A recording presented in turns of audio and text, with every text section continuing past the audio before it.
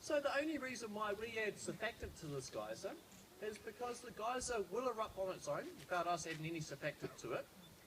But its natural eruption cycle would be anywhere between 24 hours to 72 hours. So yes, it would go off of its own, but it's anywhere between those times and we wouldn't know when.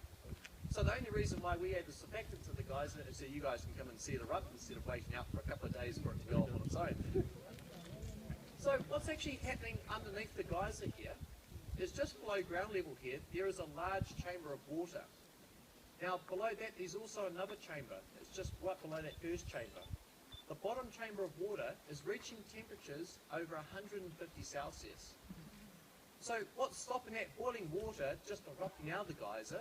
It's this cooler water that's just below ground level here. And the cooler water is around about 90 Celsius. What the surfactant is doing right now is it's breaking the surface tension in that water in the cooler one. So that's allowing the cooler water to start mixing in with the hot water. And when you get those two different temperatures of water meeting, the water turns into steam and expands.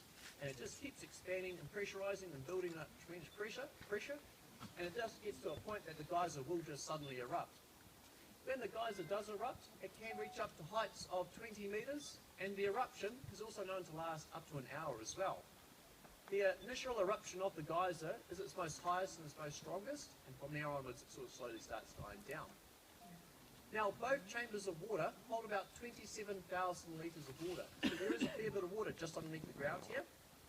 But also in this water source, it's very rich with a mineral called silica. Now silica is a mineral that you'll find in every rock all around the world. It's on every sandy beach. But in this water source, it's very rich with the silica. So when the geyser erupts, it deposits the mineral silica around the geyser. So that's why it's got that white sort of cone-shaped appearance to the geyser. Now the geyser is named after Lady Knox. Now she was the daughter of Lord Ranfilly. Now Lord Ranfilly was the 15th governor of New Zealand back in 1903. Part of his duties was to inspect all prisons throughout New Zealand. So when he came out to the one here at Waitapu to do an inspection, on his way out he was also told about the geyser. So he brought his family along as well to see the prison, but also to come down here to see the geyser. They did a bit of a photo shoot, and he decided to give the privilege to his daughter, Lady Knox, to set off the geyser, and she did so, and then it just got christened there onwards as the Lady Knox Geyser. So the geyser doesn't look like it's too far away from erupting. So also today, folks, after the geyser eruption, at 11 o'clock, there is also the free guided tour of Waitapu as well.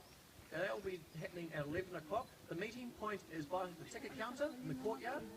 Now, they'll be doing the first trail in the park as well. It will take approximately roughly about 1 hour. But apart from that, guys, I hope you see you there at 11 o'clock.